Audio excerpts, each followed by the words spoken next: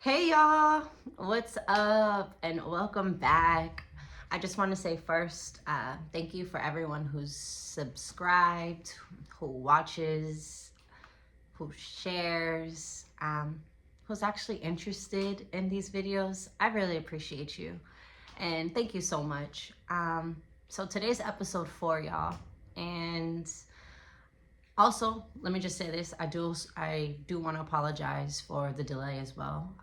Life has been a little hectic, so I need to figure out a consistent schedule for this podcast because, like I said, I do want to follow through. So, on to the next. This is episode 4, and it's kind of a big deal, y'all. At least to me, it's a milestone, an idea, you know, and here I am, episode 4, doing it.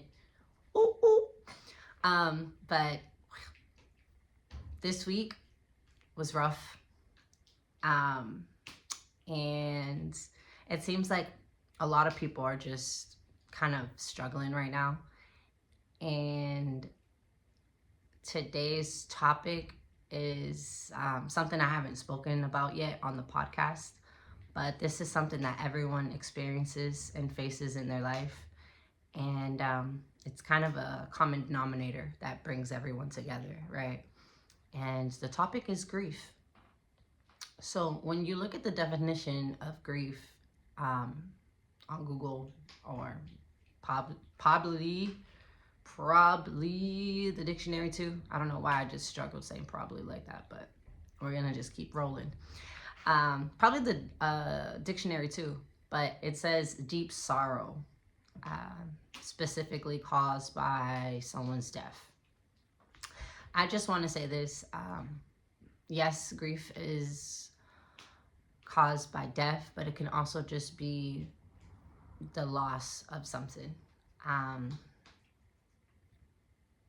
Just simple as that. Losing someone, losing something that was valuable to you. Grief has a wide spectrum, but I just want everyone to know that. Okay, so with grief, grief is such an emotional topic. As I was saying, everyone faces grief, whether you face it young, whether you experience it as an adult. It's one of those lessons in your life that just kind of keeps progressing as you grow. And what I mean by that is that you never really accept grief right when it happens. It takes a second to process in your brain, whether your body reacts first or you have a sporadic moment. Grief is a healing journey, and journeys have obstacle courses, they have climaxes, they have pauses, they have a lot going on, right? They have disturbances, they have all types of things. So grieving is just emotional. And I didn't know about grieving until my dad passed. And the brain is so wild because these are things that I kind of lock away.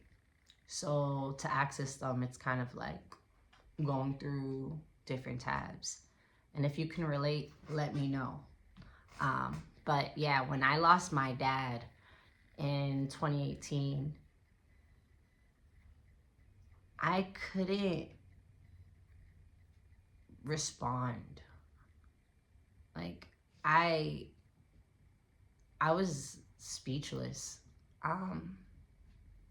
I was confused. I was angry. I was bitter.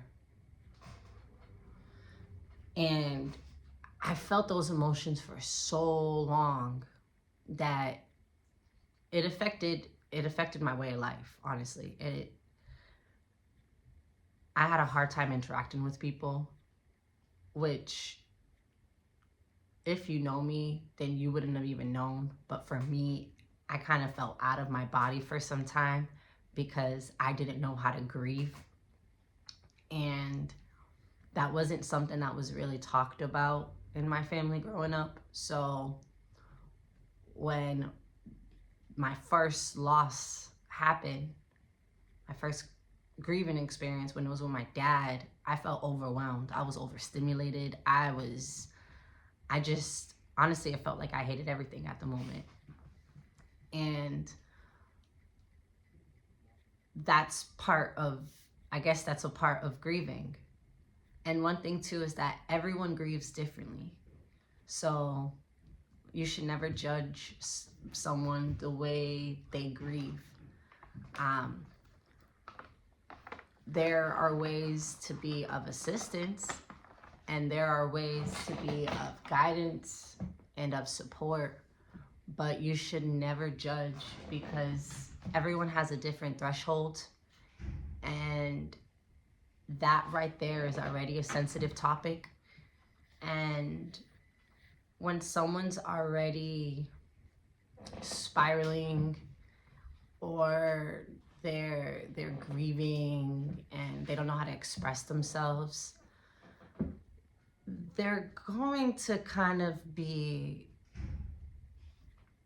how can I express this without sounding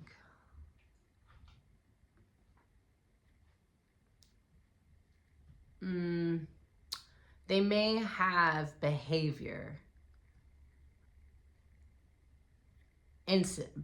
incidents that could affect their way of analyzing, observing, or even communicating. When you're grieving and you don't know how to process your struggle, everything is a trigger. And I guess that's what I was trying to say. It becomes a really easy way to become triggered by the slightest things when you're grieving. And when you're grieving, Hendrix, come on. Come on, y'all, everyone. Hendrix. Ugh. How am I supposed to make this a professional podcast and he just jumps up on me? When you're struggling with grieving and you're triggered all the time, it really becomes unhealthy. Like it's actually really unhealthy, because instead of trying to understand what you're feeling and embracing what you're feeling, which also takes time. You can't just embrace what you're feeling right away because your emotions they're kind of scattered and they're all over the place. And it's a spectrum of emotions. One minute, you're feeling grateful. The next minute, you're feeling depressed, joyful, lonely. Like, it really fluctuates. So when you take the time, or when you have the time, because maybe you don't have the time to actually sit down and think about your grief. Maybe you're always working, or maybe life right now is just too hectic for you.